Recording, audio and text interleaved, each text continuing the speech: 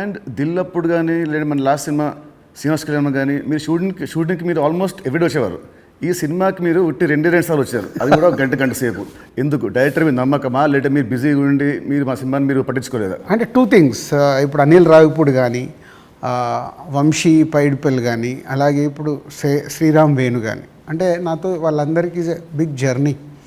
Number of movies చేస్తున్నాం, అంటే వాళ్ళ వేవ్ లెంత్ ఏంటో నాకు తెలుసు. సో తెలిసినప్పుడు నేను వాళ్ళ దాంట్లో నేను ఇంటర్ఫియర్ కాను.